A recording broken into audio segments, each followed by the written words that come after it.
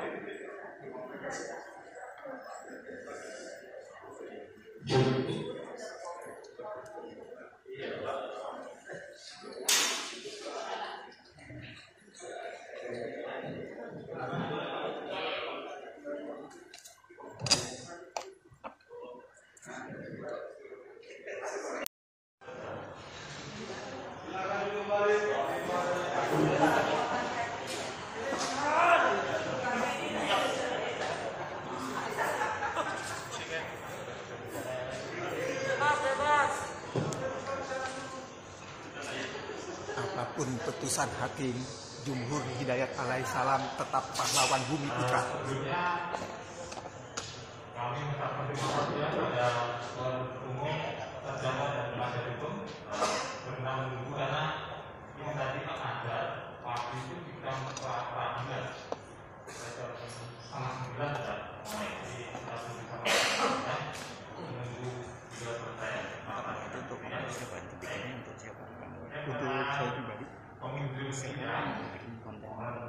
Oke, sip. Kesabarannya, ketertibannya untuk persidangan ini supaya persidangan ini bisa berjalan dengan lancar gitu ya.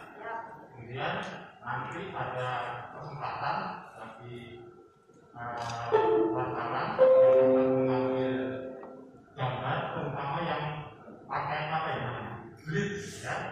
Jadi tidak sembarangan supaya tidak terganggu konsentrasi dalam pelaksanaan dan nanti akan kami suara gitu ya.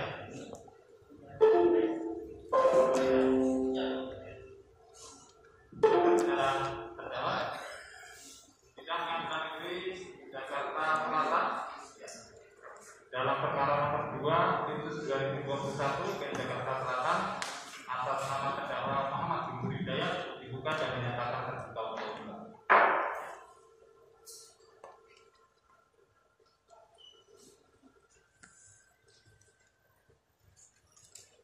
Terdakwa sehat ya? Alhamdulillah ya. Jadi sebelum kita lanjutkan, saya perlu menegaskan tentang nama terdakwa. Ya. Nama terdakwa Muhammad Jumhur Hidayat ya.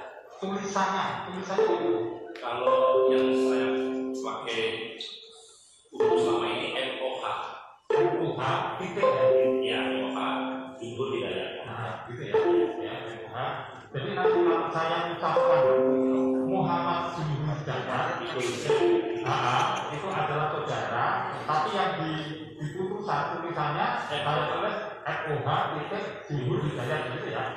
Ya, tidak terjadi nanti di kemudian baik, memberi kesempatan pada wartawan untuk mengambil gambar, silakan.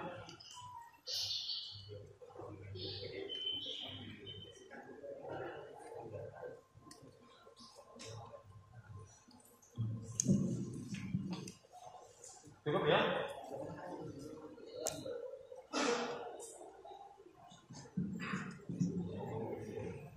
Kemudian untuk pembacaan putusan ini disepakati kita baca singkat saja ya, tidak semua kita baca dakwaan dan lain transaksi dan lain tidak kita bacakan ya.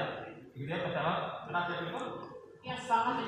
Begitu ya, sepakat ya, yang penting pertimbangan ya. Begitu ya, terdakwa ya. Baik. Bismillahirrahmanirrahim. Putusan nomor 2 Pinsus 2021 PN Jakarta Selatan demi keadilan berdasarkan ketuhanan yang Maha Esa.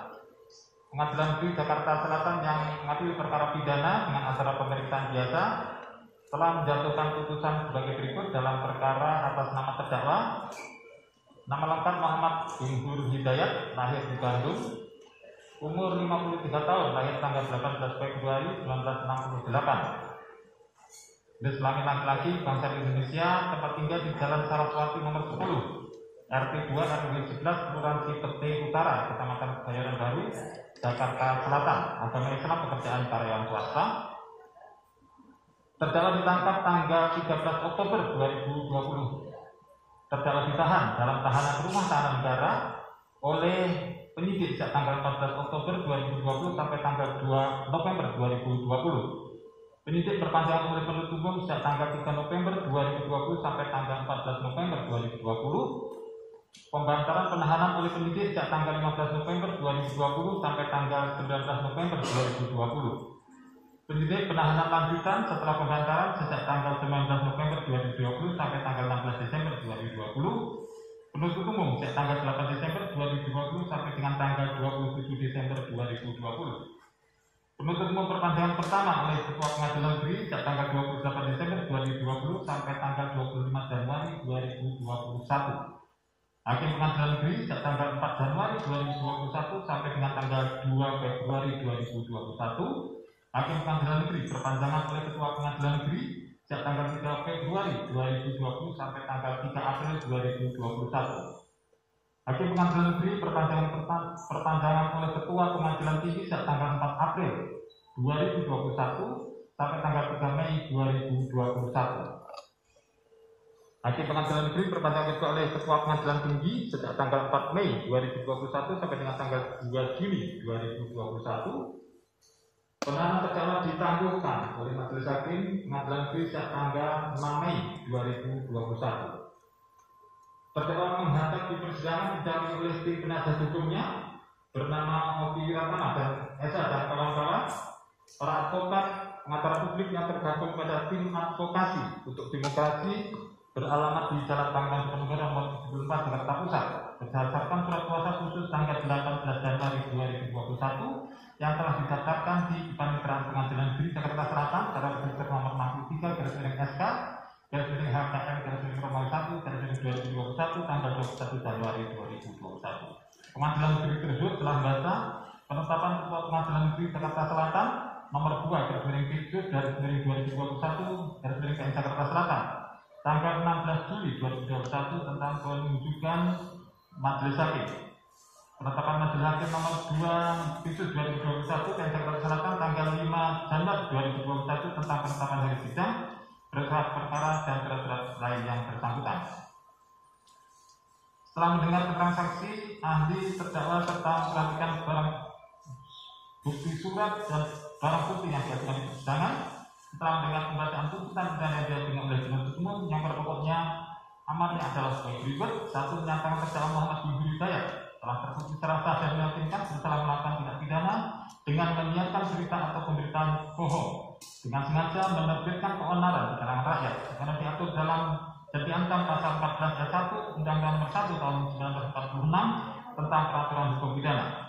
2. Menjatuhkan pidana terhadap terdakwa Muhammad Juhur Hidayat berupa pidana penjara selama 3 tahun dikurangi masa penangkapan dan penahanan yang telah dijalani terdakwa dengan perintah agar terdakwa segera ditahan.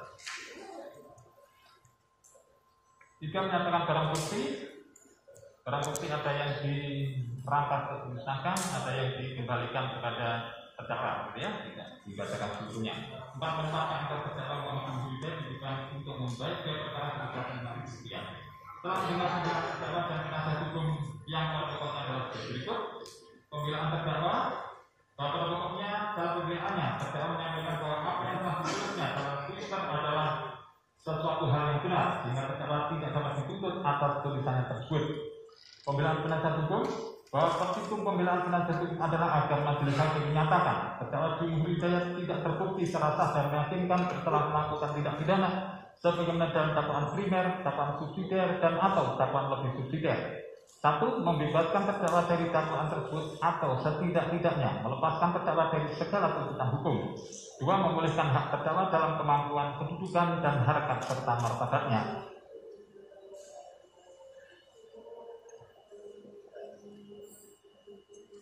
Ada ya, kita stop sebentar ya.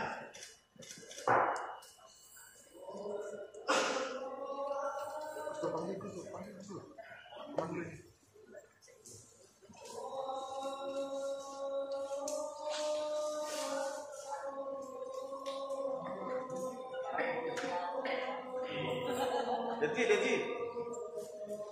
Maju pun.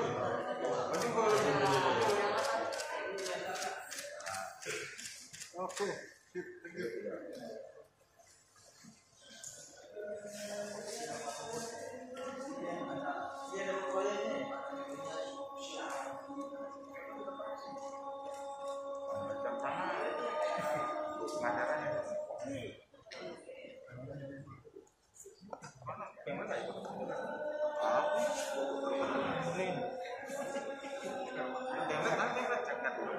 Rasanya kurang ini.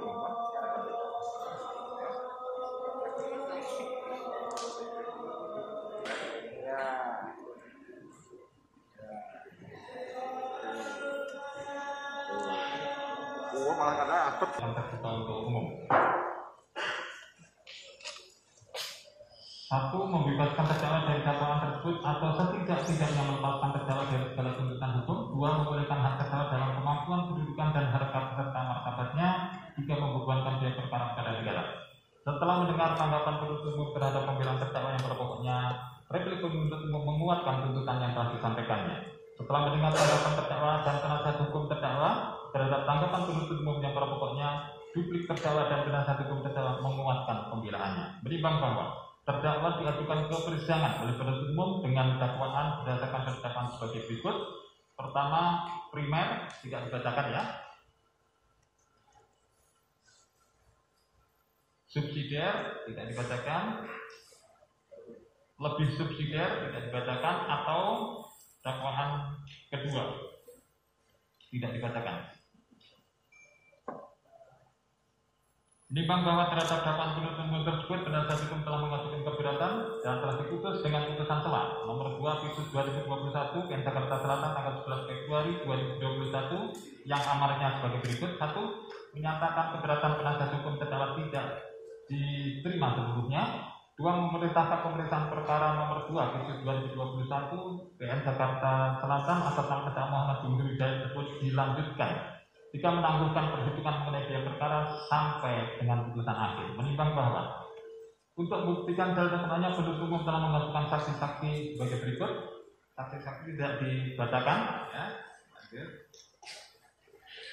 Menimbang bahwa selain mengajukan saksi, penuntut umum juga telah mengajukan ahli yang diperkirakan telah memberikan pendapatnya sebagai berikut, tidak dibacakan lagi. Menimbang bahwa untuk membuktikan dalil selanjutnya, terdakwa melalui penasihat hukum telah mengajukan saksi-saksi, tidak dibacakan lagi. Menimbang bahwa selain itu terdakwa melalui penasihat hukum juga telah mengajukan ahli yang telah memberikan pendapat di sekolah persidangan sebagai berikut, tidak dibacakan lagi. Menimbang bahwa persidangan penuntut umum telah mengajukan barang bukti sebagai berikut, tidak dibacakan lagi. Menimbang bahwa di persidangan terdakwa melalui penasihat hukumnya juga mengajukan bukti surat sebagai berikut, tidak dibacakan lagi. Menimbang bahwa berdasarkan alat bukti dan barang bukti yang diajukan oleh masing-masing diperoleh fakta hukum sebagai berikut. Bahwa pada tanggal 25 Agustus 2020 sekitar jam 13.15 waktu Indonesia Barat bertempat di rumah terdakwa di Jalan Saraswati nomor 10 RT 2 RW 11 Kelurahan Cipete Utara, Kecamatan Kebayoran, Jakarta Selatan, dengan menggunakan satu buah handphone Samsung Galaxy J5 warna biru tua yang berisi SIM card dan Telkomsel dengan nomor 08111 089 565. Terdakwa memposting tulisan di akun Twitter milik terdakwa yaitu @Jumhur Hidayat pada URL https dan seterusnya Jumhur Hidayat dengan kalimat "Buruh bersatu tolak Omnibus Law yang akan menjadikan Indonesia menjadi bangsa kuli dan terjajah." Pada tanggal 7 Oktober 2020 sekitar jam 8.17 waktu Indonesia Barat bertempat di rumah terdakwa di Jalan Saraswati nomor 10 RT 2 RW 11 Kelurahan Cipete Utara, Kecamatan Kebayoran, Jakarta Selatan, dengan menggunakan satu buah handphone Samsung Galaxy J5 warna biru tua yang berisi SIM card dan Telkomsel nomor sekian. Terdakwa memposting tulisan di akun Twitter milik terdakwa di @Jumhur Hidayat dengan kalimat "Undang-undang ini memang untuk primitif investor dari RRT dan pengusaha rakus. Kalau investor beradab, ya seperti di bawah ini." Titik 2. 35 investor asing nyatakan keresahannya terhadap pengesahan Undang-Undang Cipta Kerja. Klik untuk baca di Kompas, HTP sekian Kompas. Bahwa kedua tulisan terdakwa tersebut telah ditanggapi oleh berbagai pihak yang tanggapannya berisi pro dan kontra. Bahwa tulisan postingan terdakwa tersebut juga telah dilaporkan oleh saksi-saksi Febrianto Tuliu, SH, Husein Sahab, dan saksi Andinto Prabayu kepada penyidik di Bareskrim Mabes Polri sesuai laporan polisi nomor LP/B/0581/10/2020/Bareskrim tanggal 12 Oktober 2020 karena dianggap telah menyebarkan informasi yang ditujukan untuk menimbulkan rasa kebencian atau permusuhan individu dan atau kelompok masyarakat tertentu berdasarkan atas suku, agama, ras atau golongan atau sara, dan atau menyiarkan berita atau pemberitahuan bohong dengan menerbitkan keonaran di kalangan rakyat dan atau dapat menerbitkan keonaran di kalangan rakyat. Menimbang bahwa tentang perbuatan terdakwa membuat tulisan dan kemudian diposting melalui akun Twitter terdakwa pada akun Twitter pribadi terdakwa tersebut diakui oleh terdakwa di persidangan, yaitu bahwa benar terdakwa telah melakukan perbuatan tersebut. Menimbang bahwa yang menjadi masalah adalah apakah perbuatan terdakwa tersebut merupakan tindak pidana sebagaimana yang didakwakan oleh penuntut umum atau bukan. Menimbang bahwa untuk dapat dinyatakan bahwa perbuatan terdakwa adalah merupakan suatu tindak pidana, maka perbuatan terdakwa harus memenuhi seluruh unsur pasal yang didakwakan. Menimbang bahwa terdakwa telah didakwa oleh penuntut umum dengan dakwaan yang berbentuk alternatif, sehingga majelis hakim dengan memperhatikan fakta-fakta hukum yang terungkap di persidangan memilih dakwaan pertama dengan mengesampingkan dakwaan kedua dengan pertimbangan pemilihan sebagai berikut. Menimbang bahwa dalam dakwaan alternatif kedua, terdakwa didakwa melakukan tindak pidana dengan sengaja dan atau tanpa hak menyebarkan informasi yang ditujukan untuk menimbulkan rasa kebencian atau permusuhan individu dan atau kelompok masyarakat tertentu berdasarkan atas suku, agama, ras dan antar golongan atau sara. Menimbang bahwa majelis hakim sependapat dengan pendapat ahli Joshua Sitompul, SHLLM, ahli hukum ITE yang diajukan oleh penasihat hukum, bahwa dikotomi antara buruh dan majikan bukan termasuk dalam pengelompokan masyarakat berdasarkan sara, bahwa ahli merujuk pada putusan Mahkamah Konstitusi nomor 76/PUU Romawi 25/2017 sehingga sampai pada kesimpulan pendapat bahwa pengusaha maupun buruh bukan termasuk dalam golongan melainkan pekerjaan. Menimbang bahwa berdasarkan pertimbangan tersebut, maka majelis hakim mengesampingkan dakwaan alternatif kedua dan memilih untuk mempertimbangkan dakwaan alternatif pertama. Menimbang bahwa dalam dakwaan alternatif pertama, terdakwa didakwa dengan dakwaan yang berbentuk subsidiaritas, sehingga majelis hakim akan mempertimbangkan terlebih dahulu dakwaan primer. Apabila dakwaan primer terbukti, maka dakwaan selanjutnya tidak perlu dipertimbangkan lagi. Namun, apabila dakwaan primer tidak terbukti, maka akan dipertimbangkan dakwaan subsidiar. Begitu pula, apabila dakwaan subsidiar terbukti, maka dakwaan lebih subsidiar tidak perlu dibuktikan lagi. Namun, apabila dakwaan subsidiar tidak terbukti, maka akan dibuktikan dakwaan lebih subsidiar. Dakwaan primer. Menimbang bahwa dalam dakwaan primer terdakwa didakwa melanggar ketentuan pasal 14 ayat 1 Undang-Undang Republik Indonesia nomor 1 tahun 1945 tentang pelaksanaan hukum pidana yang unsurnya adalah sebagai berikut: 1. Barang siapa. 2. Dengan menyiarkan berita atau pemberitahuan bohong. 3. Dengan sengaja menerbitkan keonaran di kalangan rakyat. Menimbang bahwa terhadap unsur-unsur tersebut dipertimbangkan sebagai berikut. Ayat 1. Barang siapa.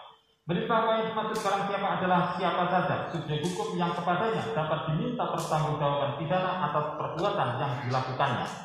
Menimbang bahwa di persidangan telah dihadapkan terdakwa Muhammad Jumhur Hidayat yang identitasnya telah disebutkan pada awal persidangan, identitas mana telah dibenarkan oleh terdakwa.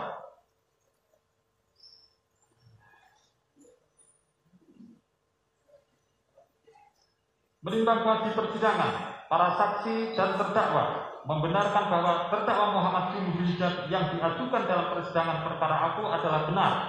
Terdakwa yang dimaksud dalam surat dakwaan penuntut umum sebagai orang yang diduga telah melakukan tindak pidana dalam perkara aku. Lebih jauh lagi, bahkan di persidangan terdakwa dengan tegas telah membenarkan bahwa terdakwa adalah yang melakukan perbuatan sebagaimana dalam surat dakwaan dan bukan orang lain. Menimbang bahwa hal tersebut menimbulkan keyakinan majelis hakim bahwa dalam persidangan ini tidak terjadi kesalahan pada orang atau error in persona, dan terdakwa Muhammad Jumhur Hidayat adalah orang yang dimaksud sebagai terdakwa yang diduga melakukan tindak pidana dalam surat dakwaan. Menimbang bahwa dengan demikian unsur ini telah terpenuhi. Ayat 2. Dengan niatan berita atau pemberitahuan bohong. Menimbang bahwa dalam Kamus Besar Bahasa Indonesia, kata menyiarkan berarti menyebarkan atau mempropagandakan pendapat, paham, agama, dan sebagainya. Sedangkan berita atau pemberitahuan bohong mempunyai arti informasi yang tidak benar yang sengaja dibuat seolah-olah benar. Menimbang bahwa di persidangan diperoleh fakta hukum sebagai berikut. Bahwa pada tanggal 25 Agustus 2020 sekitar jam 13.15 dan seterusnya, tidak dibacakan lagi ya fakta hukumnya. Menimbang bahwa terhadap tulisan terdakwa yang diposting tersebut, saksi yang diajukan penuntut umum memberikan keterangan yang pada pokoknya adalah bahwa tulisan yang diposting terdakwa tersebut adalah tidak benar. Karena Undang-Undang Omnibus Law tidak merugikan buruh. Menimbang bahwa terhadap tulisan yang diposting terdakwa tersebut, saksi yang diajukan penasihat hukum memberikan keterangan yang pada pokoknya adalah bahwa tulisan terdakwa tersebut adalah benar karena Undang-Undang Omnibus Law merugikan rakyat. Menimbang bahwa keterangan para saksi tersebut meskipun diberikan di bawah sumpah di depan persidangan, namun majelis hakim berpendapat bahwa keterangan saksi tersebut lebih merupakan pendapat yang sifatnya pro dan kontra terhadap tulisan yang diposting terdakwa maupun terhadap Undang-Undang Omnibus Law.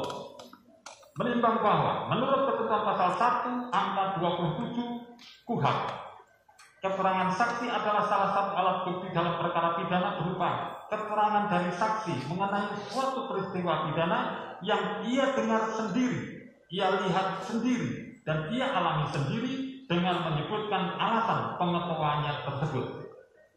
Menimbang bahwa terhadap keterangan saksi, baik yang diajukan oleh penuntut umum maupun yang diajukan oleh penasihat hukum, dipertimbangkan bahwa sesuai ketentuan pasal 185 ayat 5 KUHP bahwa baik pendapat maupun rekaan yang diperoleh dari hasil pemikiran saja bukan merupakan keterangan saksi. Menimbang oleh karena itu, apa yang disampaikan para saksi adalah pendapat dan hal tersebut tidak sesuai dengan ketentuan pasal 1 angka 27 yaitu pasal 185 ayat 5 KUHP, maka keterangan para saksi sepanjang berupa pendapat, penilaian, pemikiran tentang apakah Undang-Undang Omnibus Law merugikan atau menguntungkan rakyat, maka keterangan tersebut tidak perlu dipertimbangkan lagi.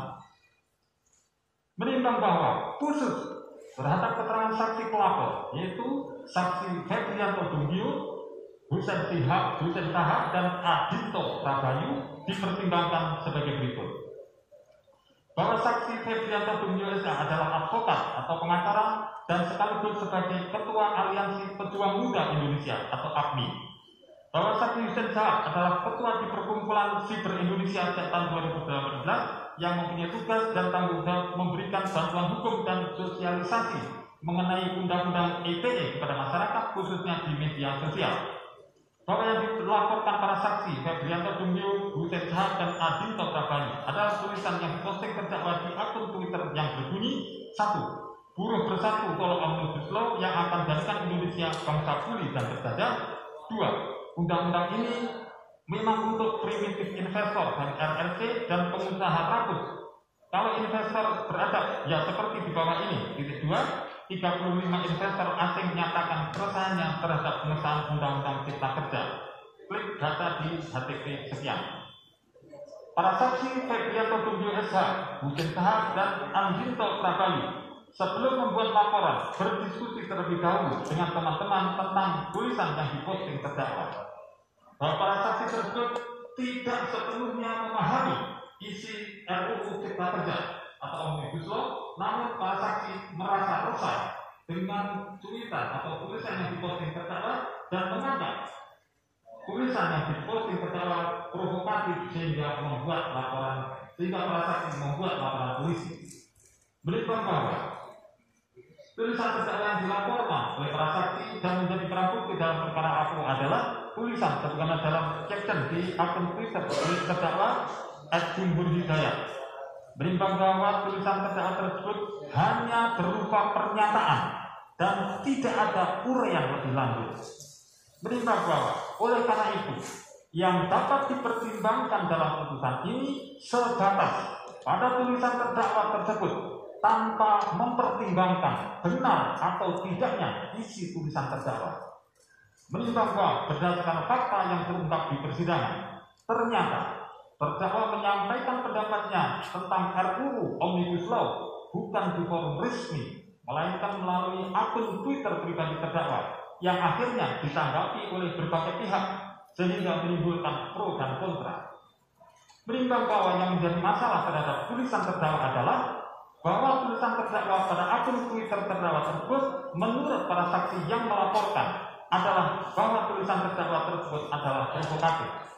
Menimbang bahwa di persidangan, para saksi yang melaporkan terdakwa tersebut mengaku tidak paham dengan isi undang-undang Omnibus Law, namun para saksi tersebut merasa bahwa judul tulisan terdakwa bahwa bangsa Indonesia akan menjadi bangsa tuli dan terjajah apabila undang-undang Omnibus Law diterapkan adalah tidak benar.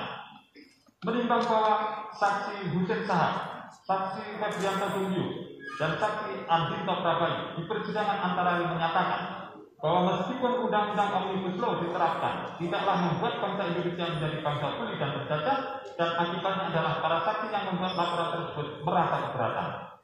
Menimbang bahwa menurut pendapat ahli Dr. Andika Duta Bukhari, SPD MHU, bahwa kalimat pada tulisan terdakwa yang berbunyi 1. Buruh bersatu tol Omnibus Law yang akan menjadikan Indonesia menjadi bangsa tuli dan terjajah, dan Undang-Undang 2. Undang-undang ini memang untuk primitif investor dan RRT dan pengusaha ratus.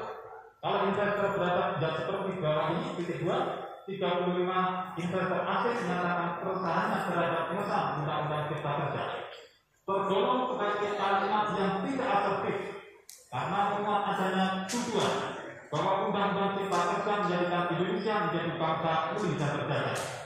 Kalimat tersebut tergolong sebagai pernyataan yang dapat menimbulkan sikap permusuhan dan kebencian. Dalam hal ini, kalimat tersebut mendiskreditkan golongan buruh sebagai kaum pekerja yang dalam strata sosial di Indonesia kerap dianggap sebagai golongan masyarakat kelas bawah karena lazimnya buruh tidak memiliki pendidikan tinggi yang pekerjaannya lebih mengandalkan kemampuan fisik dibandingkan kemampuan inteligensi.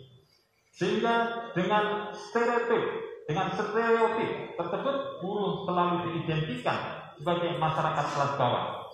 Ditinjau dari kebenaran informasi yang disampaikan, kalimat tersebut tidak dapat diverifikasi secara faktual.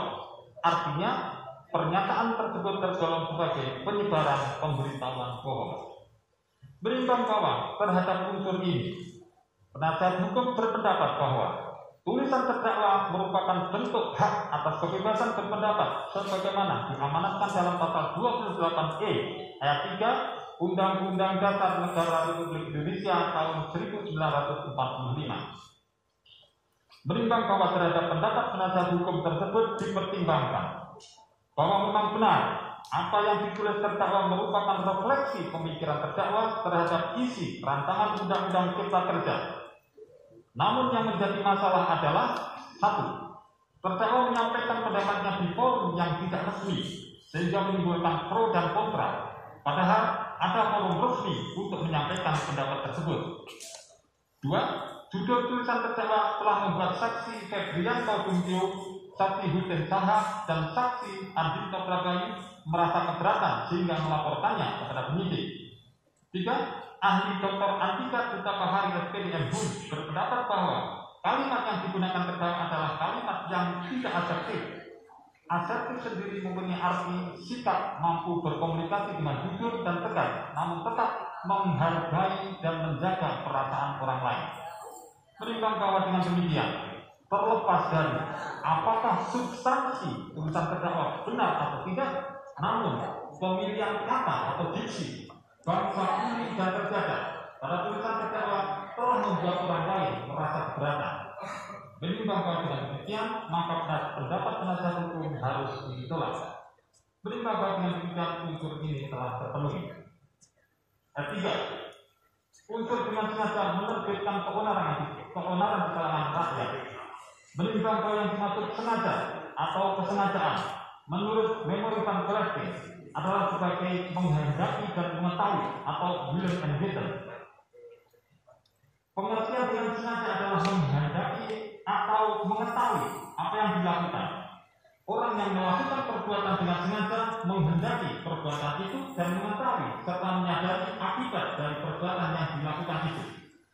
Menimbang bahwa pada unsur ini kesengajaan pelaku ditujukan untuk terbit atau timbulnya keonaran di kalangan rakyat, sehingga bentuk kesengajaan pelaku adalah sengaja sadar kepastian, yaitu adanya kesadaran pelaku terhadap akibat yang menurut akal manusia pada umumnya, bahwa akibat yang timbul adalah kejadian yang tidak dapat dihindarkan terjadinya karena perbuatan pelaku. Menimbang bahwa yang dimaksud keonaran dalam penjelasan pasal 14 Undang-Undang Nomor 1 Tahun 1946 tentang peraturan hukum pidana adalah bukan hanya merupakan kegelisahan yang mengguncangkan hati penduduk yang tidak sedikit jumlahnya, akan tetapi lebih dari itu, yaitu berupa kekacauan.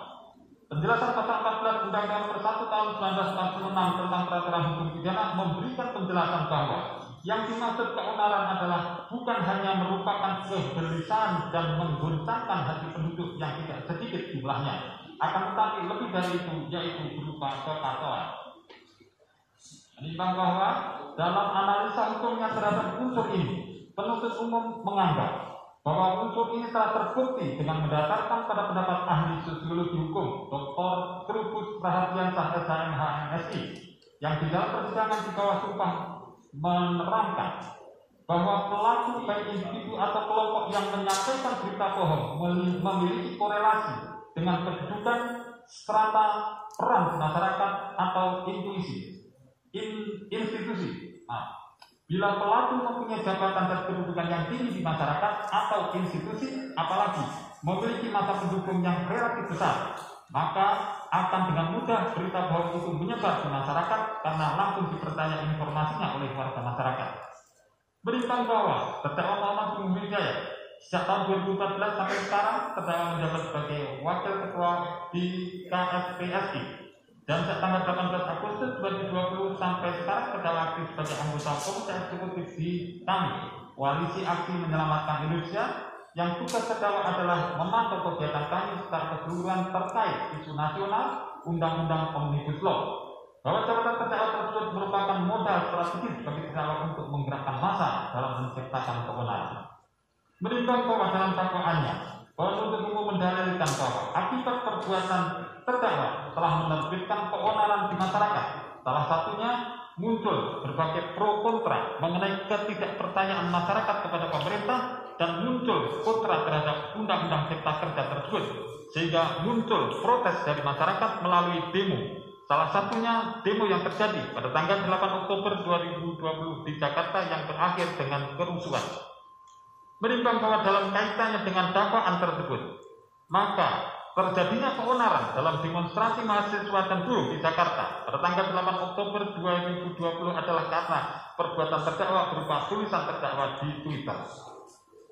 Menimbang bahwa akan tetapi selama persidangan tidak terungkap fakta bahwa terjadinya demonstrasi mahasiswa dan buruh pada tanggal 8 Oktober 2020 yang dalam surat dakwaan penuntut umum disebut telah berlangsung secara anarkis akibat tulisan terdakwa dalam Twitter pribadinya.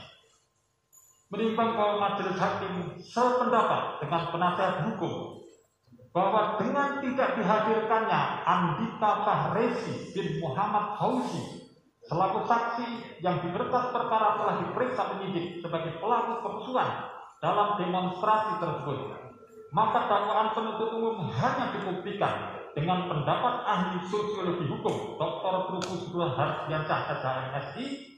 Oleh karena dakwaan penuntut umum hanya didasarkan pada satu alat bukti, maka unsur ini menjadi tidak terpenuhi. Menimbang bahwa oleh karena ada unsur dari pasal yang didakwakan dalam dakwaan primer yang tidak terpenuhi, maka dakwaan primer menjadi tidak terbukti dan terdakwa harus dibebaskan dari dakwaan primer. Menimbang bahwa selanjutnya majelis hakim akan mempertimbangkan dakwaan subsidiar sebagai berikut. Dakwaan subsidiar. Menimbang bahwa dalam dakwaan subsidiar terdakwa didakwa melanggar pasal 14 ayat 2 Undang-Undang Republik Indonesia Nomor 1 Tahun 1946 tentang Peraturan Hukum Pidana yang unsur-unsurnya adalah sebagai berikut. 1. Unsur barang siapa. 2. Menyiarkan suatu berita atau mengeluarkan pemberitahuan yang dapat menerbitkan keonaran di kalangan rakyat. 3. Sedangkan ia patut menyangka bahwa berita atau pemberitaan itu adalah bohong. Menimbang bahwa terhadap unsur-unsur tersebut akan dipertimbangkan sebagai berikut. Barang siapa. Menimbang yang dimaksud barang siapa dan seterusnya tidak dikatakan lagi ya. Oke, barang siapa telah terpenuhi keonaran di kalangan rakyat. Menimbang bahwa dalam Kamus Besar Bahasa Indonesia kata menyiarkan berarti menyebarkan atau mempropagandakan pendapat, paham, agama dan sebagainya. Sedangkan kata berita atau pemberitahuan berarti informasi atau kabar. Menimbang bahwa dalam unsur ini termuat syarat berupa berita atau pemberitahuan tersebut adalah berita atau pemberitahuan yang menerbitkan keonaran di kalangan rakyat. Kata dapat dalam Kamus Besar Bahasa Indonesia berarti mampu, sanggup, bisa, boleh, atau mungkin. Menimbang bahwa adanya kata dapat menunjukkan sifat ketidakpastian akan terjadinya akibat. Bahwa apakah keonaran di kalangan rakyat benar-benar terjadi atau tidak bukan menjadi syarat. Yang penting bahwa perbuatan pelaku berpotensi bagi timbulnya suatu keonaran di kalangan rakyat. Menimbang bahwa dalam kaitannya dengan teori kesengajaan, maka dalam unsur ini bentuk kesengajaan pelaku adalah sengaja sadar kemungkinan atau dolus eventualis, yaitu suatu kesadaran untuk melakukan perbuatan yang telah diketahuinya bahwa akibat lain yang mungkin akan timbul dari perbuatan itu yang tidak ia inginkan dari perbuatannya, tetapi pelaku tidak membatalkan niat untuk melakukannya. Dalam hal ini, pelaku pernah berpikir tentang kemungkinan terjadinya akibat yang dilarang oleh undang-undang, namun ia mengabaikannya dan kemungkinan itu benar-benar terjadi. Menimbang yang dimaksud keonaran dalam penjelasan pasal 14 Undang-Undang Nomor 1 Tahun 1946 tentang Peraturan Hukum Pidana adalah bukan hanya merupakan kegelisahan dan mengguncangkan hati penduduk yang tidak sedikit jumlahnya, akan tapi lebih dari itu, yaitu berupa kepatuhan. Penjelasan pasal 14 Undang-Undang Nomor 1 Tahun 1946 tentang Peraturan Hukum Pidana memberikan penjelasan bahwa yang dimaksud dengan keonaran adalah bukan hanya merupakan kegelisahan dan mengguncangkan hati penduduk yang tidak sedikit jumlahnya, akan tapi lebih dari itu, yaitu kepatuhan. Menimbang bahwa persidangan terungkap fakta sebagai berikut, tidak dikatakan lagi, ya. Menimbang bahwa menurut pendapat ahli Dr. Effendi Saragi SMH bahwa dari segi perumusannya delik pasal 14 ayat 1 dan ayat 2 dan pasal 15 Undang-Undang Nomor 1 Tahun 1946 adalah merupakan delik formil. Dalam delik formil yang dilarang adalah perbuatannya atau tindak pidana yang dilakukan itu sendiri. Hal tersebut berbeda dengan delik material. Pada delik material yang dilarang adalah akibat perbuatannya, sehingga perbuatan atau tindak pidana yang dilakukan harus ada akibatnya. Menimbang bahwa pada kenyataannya tulisan terdakwa telah mendapat tanggapan yang sifatnya pro dan kontra. Menimbang bahwa terhadap tulisan terdakwa, ahli Dr. Effendi Saragi SMH berpendapat bahwa dari postingan terdakwa yang berisi kata-kata atau kalimat pengusaha dan buruh, maka kata-kata atau kalimat tersebut seolah-olah undang-undang Omnibus Law hanya diperuntukkan pengusaha saja, dan kalimat atau kata-kata buruh bersatu tolak Omnibus Law yang akan menjadikan Indonesia menjadi bangsa tuli dan terjajah, seolah-olah buruh akan menjadi tuli dan terjajah dengan adanya undang-undang Omnibus Law. Kalimat tersebut dapat dimaknai sebagai pernyataan atau kalimat yang ditujukan untuk menimbulkan rasa kebencian atau permusuhan individu dan atau kelompok masyarakat tertentu berdasarkan atas antar golongan, dalam hal ini golongan pengusaha dan buruh. Menimbang bahwa terhadap tulisan terdakwa Ahli sosiologi hukum Dr. Trubus Rahardiasa, SHMH, MSI berpendapat bahwa postingan yang dilakukan terdakwa dapat dikategorikan dapat menimbulkan keonaran di kalangan rakyat. Artinya, postingan terdakwa berpotensi menyebabkan keonaran di masyarakat meskipun kegaduhan itu terjadi di dunia maya. Postingan terdakwa berisi berita bohong atau ujaran kebencian yang tentunya menimbulkan respon atau tanggapan dari netizen yang merupakan representasi dari individu atau kelompok yang ada di masyarakat. Tentunya memberikan respon dan menyebarkan kepada netizen lain karena kalimat atau pernyataan atau gambar yang diposting terdakwa membangkitkan emosi dan amarah masyarakat. Postingan itu menimbulkan keonaran yang berpotensi anarkis di masyarakat karena postingan terdakwa merupakan hoax dan ujaran kebencian kepada kelompok tertentu, yaitu Apindo, yang tentunya sangat menarik perhatian netizen lain. Postingan terdakwa mengandung isi permusuhan, fitnah dan provokasi serta ujaran kebencian. Menimbang bahwa lebih lanjut, ahli menyampaikan teori bahwa secara sosiologis interaksi atau tindakan komunikasi yang terjadi antara lebih dari dua orang dapat dikategorikan menimbulkan keonaran. Hal ini karena dua orang atau lebih komentar yang diberikan netizen sudah mempresentasikan kelompok-kelompok yang ada di masyarakat sehingga dikategorikan menimbulkan keonaran karena komentar-komentar itu menyebar dan mempengaruhi perilaku individu dan kelompok-kelompok lain yang meyakini kebenaran postingan tersebut. Menimbang berdasarkan pertimbangan di atas, fakta bahwa postingan terdakwa telah menimbulkan tanggapan langsung yang sifatnya pro dan kontra di media sosial, serta pendapat ahli Dr. Effendi Saragih SHMH, serta pendapat ahli Dr. Trubus Rahardiasa SHMH MSI yang pada pokoknya berpendapat bahwa tulisan pada postingan terdakwa dapat menimbulkan keonaran. Menimbang bahwa tulisan yang dapat menimbulkan keonaran tersebut seharusnya sudah diduga atau didasari atau disadari oleh terdakwa. Menimbang bahwa pendugaan terdakwa akan dampak lain yang timbul akibat tulisannya berupa kemungkinan terjadinya keonaran merupakan kesengajaan terdakwa dalam melakukan perbuatan, yaitu kesengajaan dalam bentuk sadar kemungkinan bahwa terdakwa dipandang dapat menduga-duga akan terjadinya keonaran atau akibat tulisannya tersebut. Menimbang berdasarkan unsur ini, penasihat hukum berpendapat keterangan saksi dan pendapat ahli yang diajukannya pada pokoknya berpendapat bahwa apa yang disampaikan terdakwa dalam tulisannya adalah benar adanya. Menimbang bahwa yang menjadi pokok dalam unsur ini bukan tentang benar atau tidak benarnya materi tulisan terdakwa, melainkan tentang bahwa berita atau pemberitahuan yang dibuat terdakwa dapat menimbulkan atau mempunyai potensi untuk timbulnya keonaran di kalangan rakyat. Sedangkan mengenai hal tersebut telah dipertimbangkan oleh majelis hakim bahwa tulisan dan postingan terdakwa telah menimbulkan pro dan kontra sehingga dapat menimbulkan keonaran di kalangan rakyat. Menimbang oleh karena itu, maka pendapat penasihat hukum pada poin ini harus ditolak. Menimbang bahwa dengan demikian maka unsur ini telah terpenuhi. 3. Sedangkan ia patut dapat menyangka bahwa berita atau pemberitahuan itu adalah bohong. Menimbang bahwa berdasarkan unsur ini akan dipertimbangkan sebagai berikut.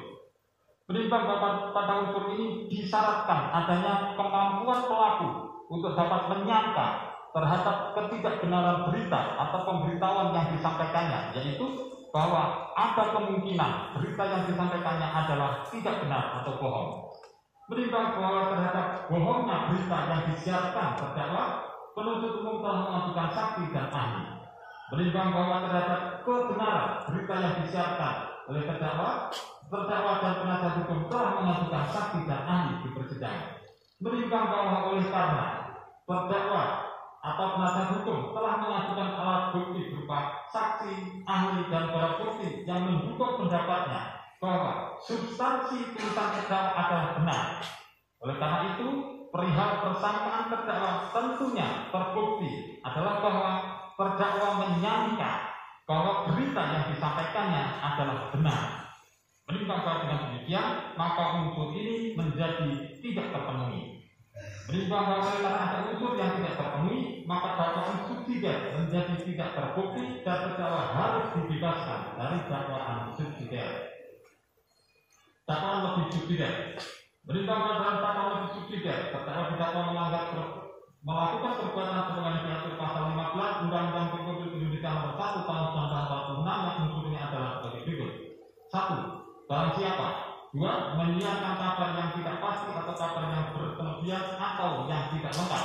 3. Sedangkan yang mengerti setidak-tidaknya patut dapat menduga bahwa kabar demikian akan atau mudah dapat menerbitkan keonaran di kalangan rakyat. Timbang bahwa terhadap unsur ini dipertimbangkan sebagai berikut.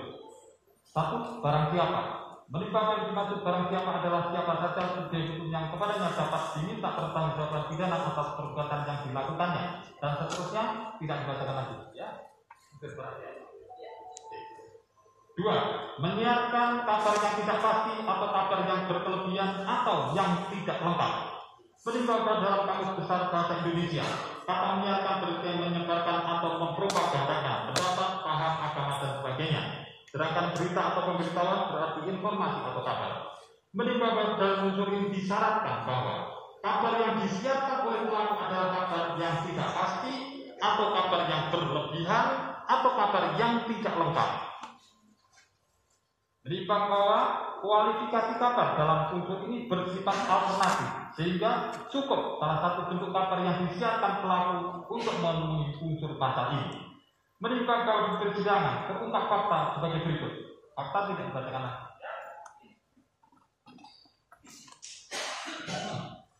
Menimbang bahwa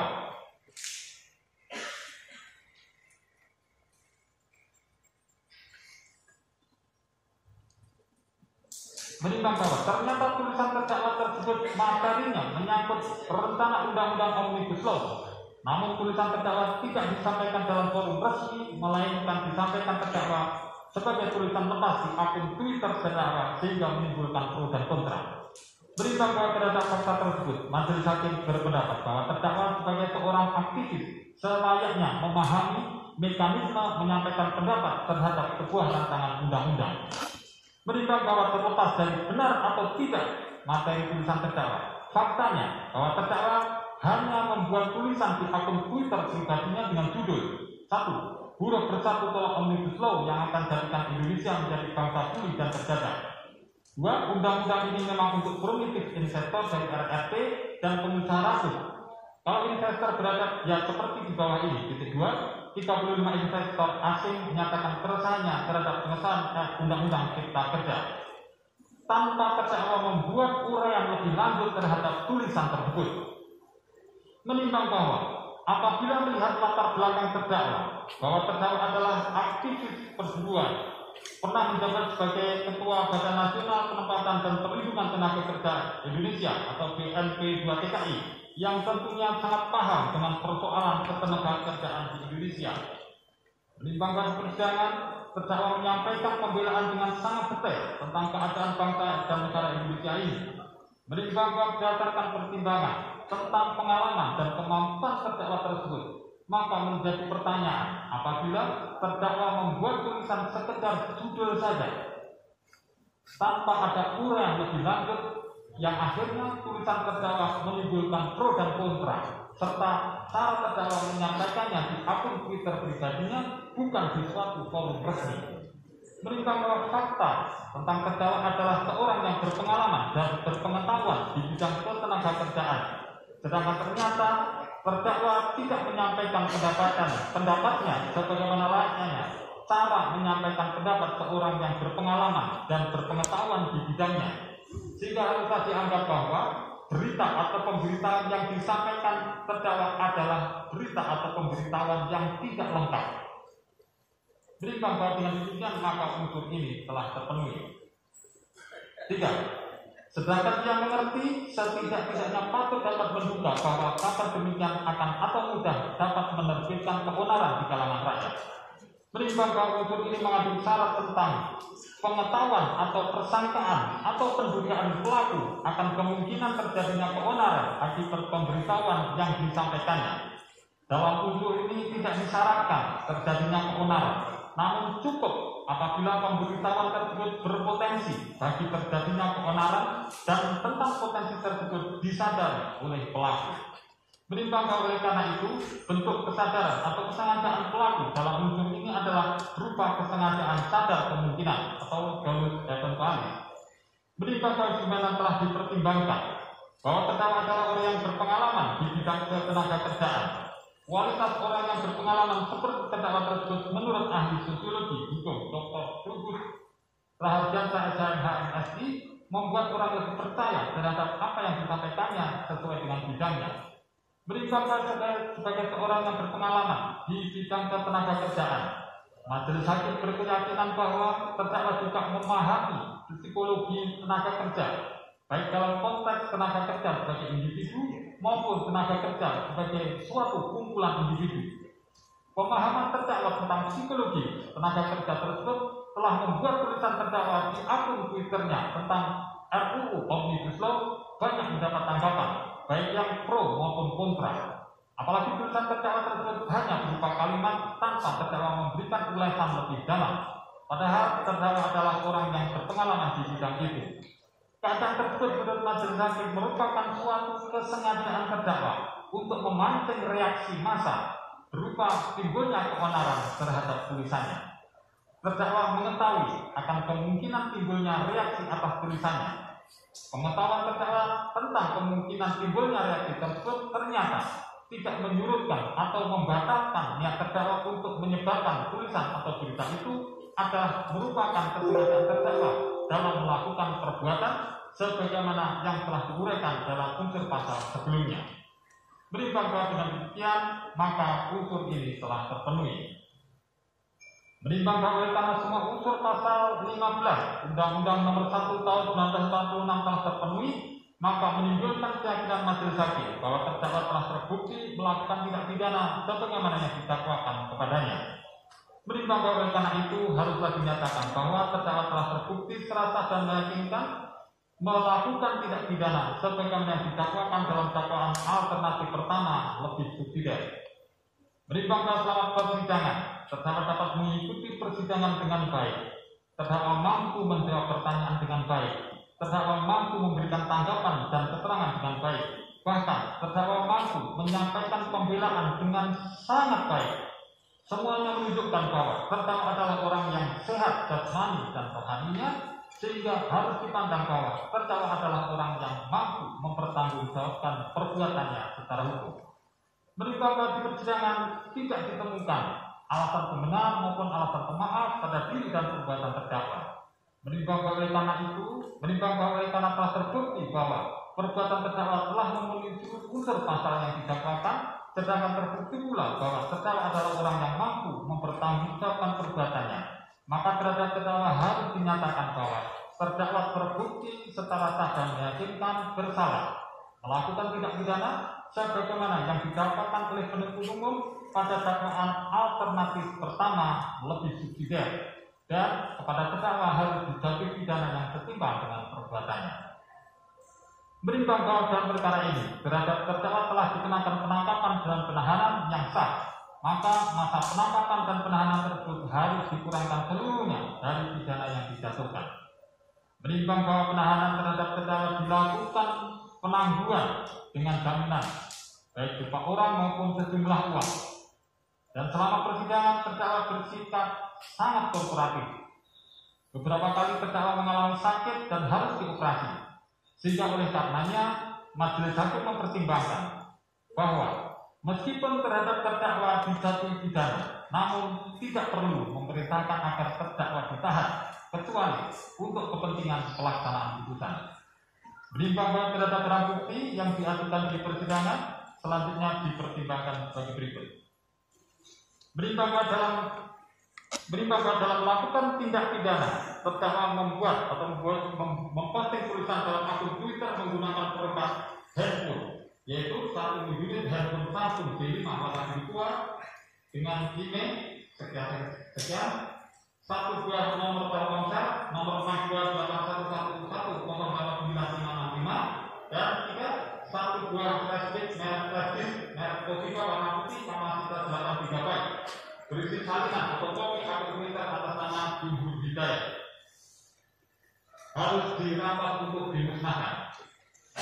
Menimbang bahwa sedangkan terhadap barang bukti lain karena bukan alat atau sarana yang digunakan untuk melakukan tindak pidana, maka terhadap barang-barang tersebut harus dikembalikan kepada terdakwa. Menimbang bahwa di persidangan terdakwa melalui penasihat hukum mengajukan bukti tulisan, dan terhadap bukti tulisan tersebut dipertimbangkan bahwa bukti tulisan yang diajukan oleh terdakwa melalui penasihat hukum tetap dilampirkan dalam berkas perkara. Menimbang bahwa untuk menjatuhkan pidana terhadap terdakwa perlu dipertimbangkan terlebih dahulu keadaan yang memberatkan dan yang meringankan sebagai berikut. Keadaan yang memberatkan, perbuatan terdakwa meresahkan masyarakat. Keadaan yang meringankan, terdakwa korporatif di persidangan, terdakwa mengakui perbuatannya, terdakwa tidak berbelit-belit, terdakwa masih berada dalam perawatan dokter pasca operasi, dan terdakwa mempunyai tanggungan keluarga.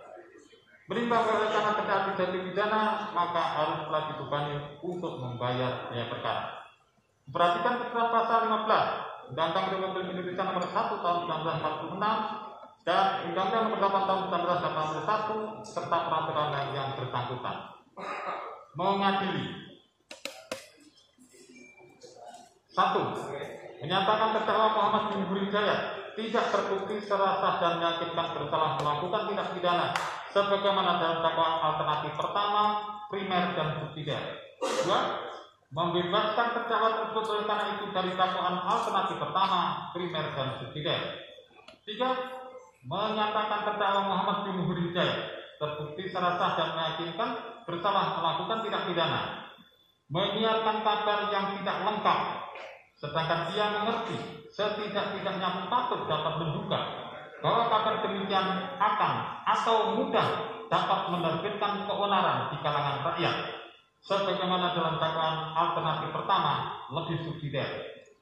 4. Menjatuhkan pidana oleh karena itu kepada terdakwa Muhammad bin Hidayat dengan pidana berupa penjara selama 10 bulan. 5. Menetapkan pidana penjara tersebut dikurangi dengan masa penangkapan dan penahanan yang telah dijalani terdakwa. 6. Menetapkan terdakwa tidak ditahan. 7.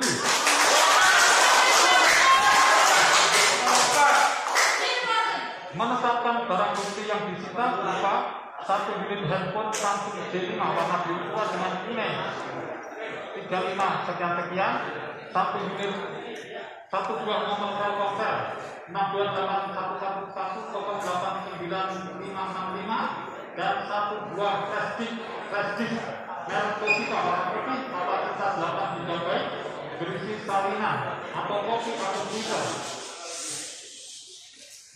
atas nama @Jumhur Hidayat dengan unit sekian dirampas untuk dimusnahkan.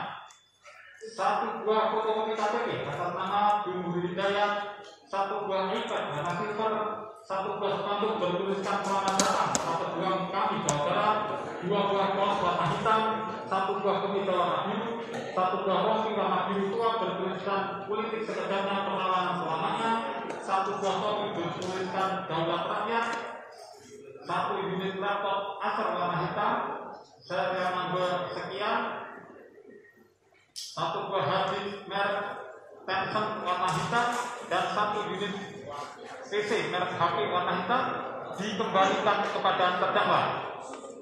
8. Menetapkan bukti surat yang diajukan terdakwa melalui penasihat hukumnya tetap terlapis dalam berkas. 9. Membebani terdakwa untuk membayar biaya perkara sebesar Rp5.000. Demikian diputuskan dalam sidang seorang majelis hakim pengadilan negeri Jakarta Selatan pada tanggal 8 November 2021 oleh kami Abdurrahman Sutojo, Hakim Ketua Nasar Effendi dan I Dewa Masih Lansara, masing-masing sebagai hakim anggota. Putusan mana diucapkan dalam sidang yang terbuka untuk umum pada hari ini, hari Kamis tanggal 11 November 2021 oleh majelis hakim tersebut dengan dibantu oleh Komar Panitra Pengganti pada Pengadilan Negeri Jakarta Selatan dengan dihadiri oleh siapa Pak? Didi Aditya Rutanto. Pak Didi Aditya Rutanto ini. Rutanto, penuntut umum dari Kejaksaan Negeri Jakarta Selatan ya. Dan terdakwa yang didampingi oleh Oki dan kawan-kawan penasehat hukumnya. Ya, begitu ya, saudara. Terdakwa, penuntut umum dan saudara penasihat hukum, majelis hakim telah menjatuhkan putusan, ya, kita seperti itu tadi ya. Ya, terhadap putusan tersebut, ya.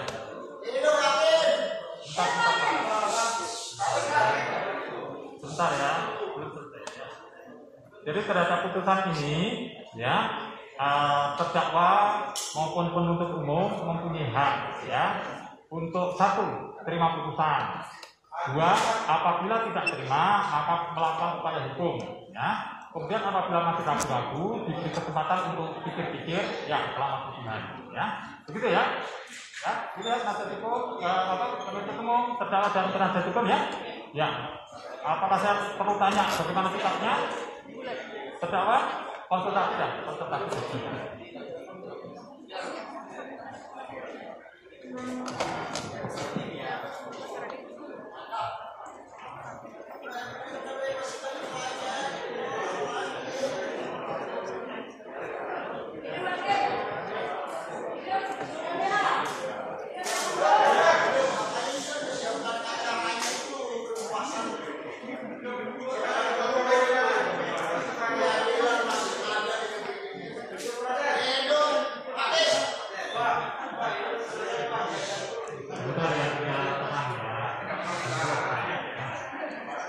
Bagaimana? Bisa disampaikan sekarang?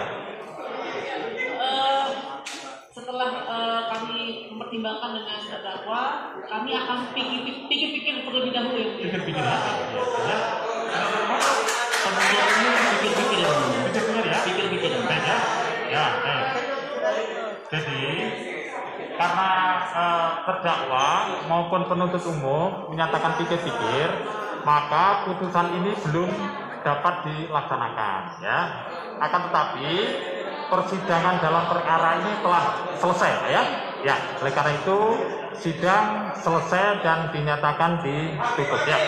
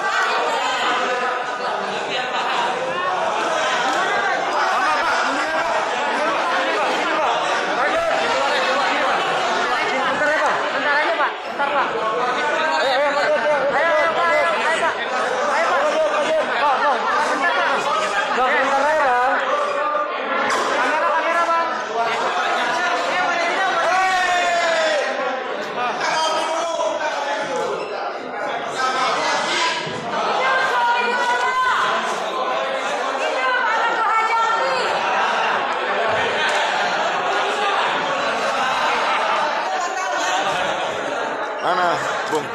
Selamat, Bung.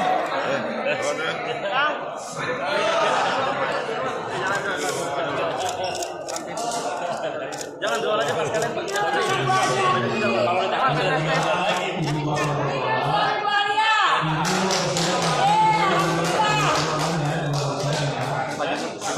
Mohon maaf ya Pak, jual aja Pak biar lebih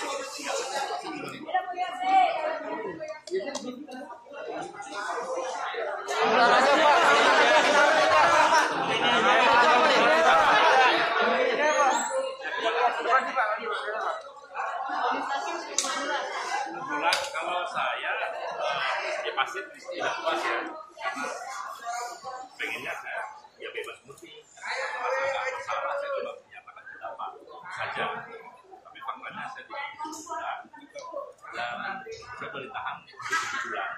Kalau nggak 1 bulan lagi harus tahan. Alhamdulillah Pak Hakim tidak memerintah untuk tahan dan sudah berbuat dengan pengacara. Pikir-pikir dulu untuk banding. Saya rasa itu keputusan bersama lah begitu. Jaksa juga pikir dulu. Ya kalau ternyata pikir dan bekerja enggak, sama-sama enggak, banding berarti inkrah kan. Kalau inkrah saya masuk lagi 3 bulan enggak begitu. Ya masuk lagi ya kita intuisi. Pak, Bapak kan bilang kalau pengadilan ini menunjukkan yang tugas data. Sesuai dengan Fonis Hakim itu siapa? Jadi ada pasal yang pasal 15 itu. Semua orang bisa menang. Jadi seseorang menuliskan atau menyiarkan berita tidak lengkap atau berlebih-lebihan dan bahkan berpotensi menimbulkan keonaran, berpotensi menimbulkan keonaran. Jadi potensinya belum ada, dengan berita itu tidak lengkap dan juga berita itu mungkin berlebihan. Twitter, nggak mungkin ada bikin sesuatu di Twitter seperti artikel yang ada 140 kata. Ya, pasal itu bisa, logiknya bisa kena pada siapa saja. Cuman ya kenapa pilih saya yang bikin statement yang banyak orang bilang statement saya tidak keras, tidak meresahkan. Tapi kenapa pilihannya jatuh pada saya? Hanya tulis. Bapak ke depan masih akan terus mengkritik Twitter nggak? Saya rasa saya kan orang yang setia dari dulu kepada pikiran. Sejak dari mahasiswa saya di penjara juga gara-gara kasus. Karena saya setia pada pikiran saya, cara mereka salah gitu. Mereka waktu itu. Saya tidak ada dendam pada siapapun. Ya saya salah, saya masuk penjara 3 tahun. Sekarang zaman reformasi kebebasan ada, tapi sekarang berubah lagi. Saya tetap menyampaikan pendapat seperti itu. Dan belum kalah, nggak berubah. Tapi sistemnya yang berubah, lebih indeks demokrasi kan terbukti dari sekarang menurun ya. Seperti statement saya anggap salah, yaitu hak eksekutif dan saya agak sedikit mungkin agak kecil hati. Harusnya pengadilan tidak selalu sejalan dengan eksekutif. Jadi hari ini sebetulnya kita berharapkan, tapi ada masih pengadilan tinggi ya, Mahkamah Tinggi atau Mahkamah Agung. Harusnya pengadilan itu menjadi benteng, jadi tindakan kesewenang-wenangan eksekutif yang berpotensi menurunkan grade demokrasi atau menurunkan tindakan-tindakan anti demokrasi dari eksekutif harusnya dijaga dari benteng yudikatif pengadilan harusnya begitu. Fonis Hakim itu ancaman buat demokrasi? Nah menurut saya pasti, karena saya bilang tadi dari bukti proof bahwa ini adalah saya dinyatakan salah oleh pilihan hakim. Tapi kan majelis hakim yang pertama ya, kita masih ada yang banding, belum ada dikasasi. Kita nggak tahu, karena boleh jadi soalnya saya dibebaskan di banding atau dibebaskan di kasasi. Kita masih berusaha, tapi intinya saya berharap pengadilan harus menjadi benteng atau penjegal bagi tindakan-tindakan eksekutif, cabang eksekutif pemerintah yang berpotensi anti demokrasi.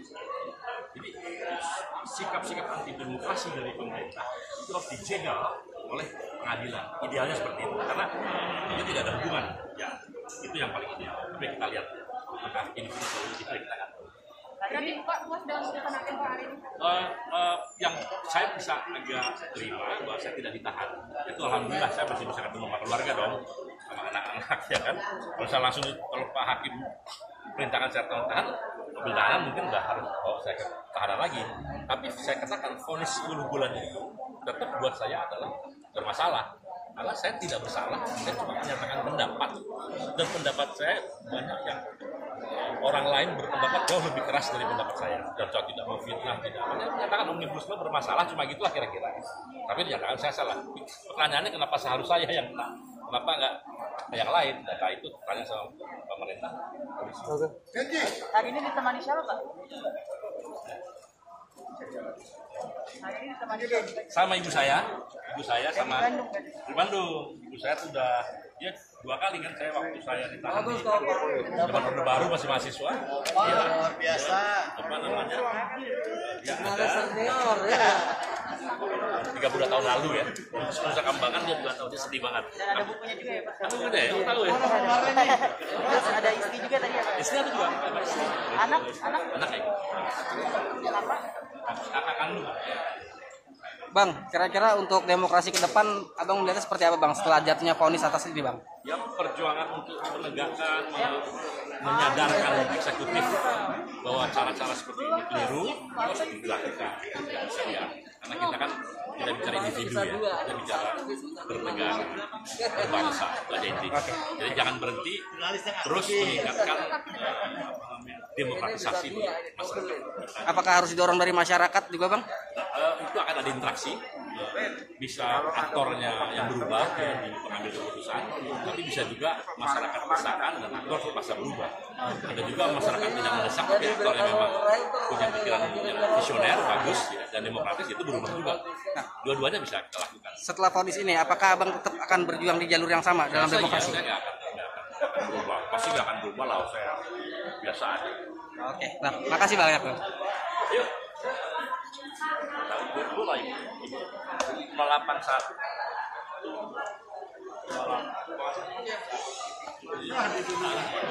Apa satu? Tangga lu dah. Satu. Walaupun putusan hakim Jumhur Hidayat alaihissalam Bumi Putra. Itu alaihissalam dari mana itu? Itu jelas itu gelarnya itu.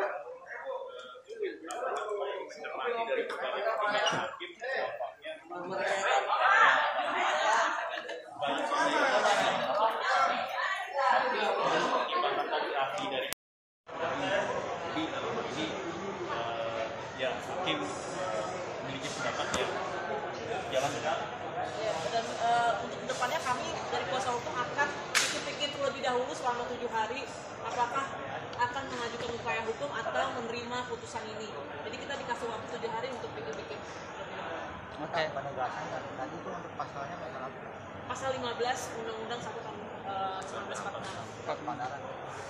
Yang rasanya adalah dapat menimbulkan keonaran dan menyebarkan berita yang tidak lengkap. Itu dakwaan alternatif. Lebih subsidiar. Lebih subsidiar. Mungkin nggak jaksa melakukan banding? Kenapa? Jaksa Ya, itu melakukan banding? silakan ditanya aja. Ya mungkin nggak, mungkin juga kan? Pasti ada kemungkinan. Mungkin ada. Soalnya di bawah 3/4 tuh. Di atas di bawah 2/3. Tapi kalau misalkan dikenakan pasal itu, berarti semua orang bisa kena pasal itu dong? Kalau Semua orang dengan pasal 15 hanya dapat berpotensi saja. Jadi kalau kita posting di Twitter atau posting artikel misalkan, kalau ada orang yang resah dengan tulisan kita, maka itu bisa masuk ke pasal 15 karena hanya dapat berpotensi dan kabar yang tidak lengkap. Nah ini pasal ini sangat berbahaya bagi kita dan masyarakat publik lainnya. Jadi mungkin bisa saja ya nanti kedepannya pasal ini harus di judicial review sih, pasal 15 ini karena memang sudah Undang-Undang 1 tahun 46 sudah ketinggalan zaman, sudah usang dan tidak relevan lagi diterapkan di sini, dan pasal 15 sangat karet ya. kalau kasus yang didampingi LBH Jakarta sebelumnya, ada nggak sih yang kena juga pasal ini? Yang terkait kritik Omnibus Law mungkin? Waktu itu tidak sampai ke persidangan, tapi seperti kasusnya Dani Laksono, terus Raffio, itu juga dikenakan pada saat di kepolisian, dikenakan pasal 14 dan pasal 15 Undang-Undang 1 tahun 46. Oh emang favorit polisi lah ya? Favorit banget, jadi ini pasal kayaknya lagi trending. Nah, ini harus dicabut sih menurut saya. Thank you Kak. Ya, sama-sama. Oke. Lu udah ngetik ya? Ini kan ya?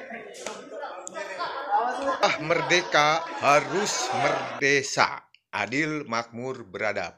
Jiwaku merdeka, semesta alam. Ragaku merdesa, mesrai bumi Nusantara.